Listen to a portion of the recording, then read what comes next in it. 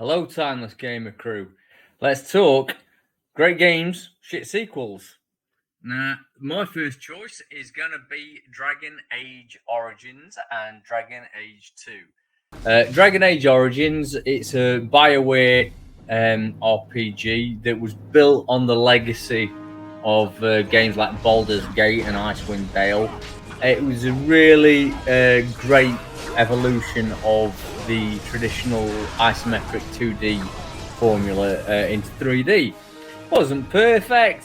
I still prefer the old stuff, but games had to evolve into 3D to stay relevant, really.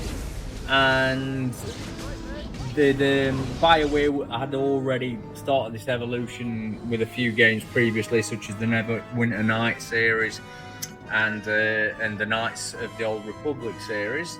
But Dragon Age Origins, that's when the evolution landed, and it found its feet fully. I'd say the combat, the exploration, all the gameplay elements really landed great. I mean, a lot of people aren't that keen on that type of real-time with pulse combat, and I'm not that keen on that. I prefer traditional turn-based. But if you're gonna have that and you're gonna have it in 3D style, Dragon Age Origins nails it. You know what I mean? That is the way to do it. There's a few little tweaks you could add to it. Dragon Age Origins nailed it. It had excellent choice and consequences. It's just a really well-rounded and fun RPG, really. Not without its flaws, but it was great. We need to find a way and I expected a lot from the sequel. Unfortunately, the sequels were absolute garbage. Absolute unless a dragon was sitting in it, I suppose. It's pretty amazing how they could already have such a good foundation and completely balls it up so much, to be honest. Basically, I mean, Dragon Age Origins had a 6-year development cycle, whereas Dragon Age 2 was rushed out, and I think it was in 18 months. I know it wasn't very long. It might even have been a year, but basically a lot shorter development cycle. But some of the creative choices as well were terrible, and that goes down to the gameplay choices. The main screw-ups that they made is, firstly, from a gameplay point of view, they basically took all the tactical depth out of it. Instead of creating a game where you had tactical fights, where you had to think and position your players, especially on the harder levels with Dragon Age Origins, they basically evolved that into what is now known as the awesome button. If you go on Google and Google awesome button, there's an EA or BioWare representative speaking about, you press the button, something awesome has to happen. So button awesome, and it shows you basically dumbed it down to stupid levels, and the combat was just turned into a button masher. Really bad, really lame combat. Waves of trash mobs coming at you. Like I said, you didn't really have to employ any tactics. You just have to press your awesome button, and it was just made for a really boring game, which was then backed up by a world which was drab and bland, and instead of you going out and adventuring, you lived in the city and you did all the same quests in the same areas around the city, and it were a drab city, and it just got really dull fast. And it's got the worst boss fight I've ever had.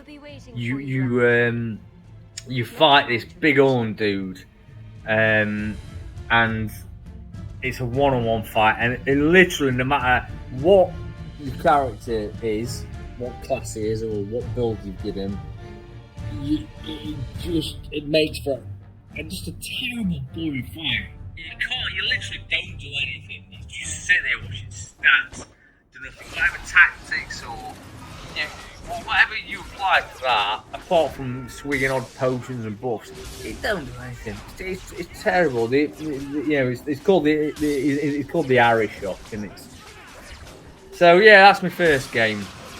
Second game is Witcher 3.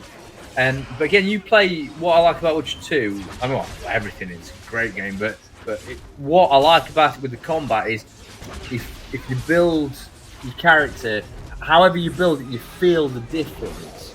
You know what I mean? And that makes your decisions feel more weighty.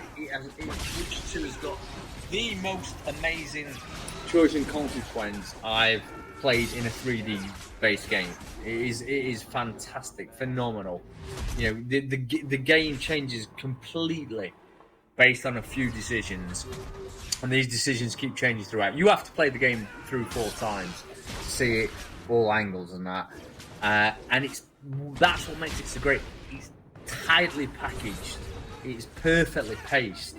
I mean, the start might be a bit jarring for some people who aren't familiar with the lore, but in the past 5 years, everyone's become familiar with Witcher lore, and it is just a really great paced, really fun game with with great characters, a great romance. I think romances are usually ham-fisted in games, but Witcher 2 does it good because it doesn't intrude on the game itself. It's just a wonderful game, and Witcher 3 essentially took that same game and made it like probably 3-4 times bigger, but didn't actually make the content bigger. They just stretched it out over this big bloated nothingness, and they walked the combat down to like silly easy levels. Even on death march, on its hardest level, it's a piece of piss. On dark mode, on Witcher 2, which is its hardest mode, it's not hard. You know, if you're playing games like The Immortal behind me there, nothing compared to that. But it challenges you. You have to think. You have to build your character right. Witcher 3, you don't have to do any of that. You put it on its hardest setting. You just have to dodge attack. It's ridiculous. You don't have to use potions. You don't have to use oils. It's crap. But what really did Witcher 3 for me, along with the bloat was just terrible. But it was just so flat. It was just such a flat game. The story is just bad. It's just bad. You know, you're tasked with finding your daughter because the Wild Hunt's after her, and the Wild Hunt is built up to be this, you know, big deal that, you know, you're in a race against time to save her from her. But then you're given this open world to do everything. You know what I mean? It's like, go and save Ciri, go and save your daughter as quick as possible. But why not toss it off? Play some cards as well. Have some arm wrestles. Actually, I think that's the second game, so I might be wrong with arm wrestles. But you know, go and hunt some monsters. Toss it off. Have a look round. You know, grab some herbs. You know, poorly pieced together. I find it amazing that it's so held in so high regard, and to me that really goes to show loads of casual computer game players jumping on board the RPG genre and like, oh my god, this is so deep. And it's not deep. They're just used to playing stuff like Call of Duty and FIFA. Only touch the sequels if you want to torture yourself. You know what I mean? A lot of people will tell you that The Witcher. A lot of people tell you Dragon Age 2 is crap. So, you know, that's fair enough. Although IGN rated it 9 out of 10, which is typical IGN, because they don't know their arse from the elbow. But Witcher 3, lots of people will tell you it's brilliant. All I'm saying is that there's a lot better games out there that you've not played. So yeah, they're my 2. Have a good day.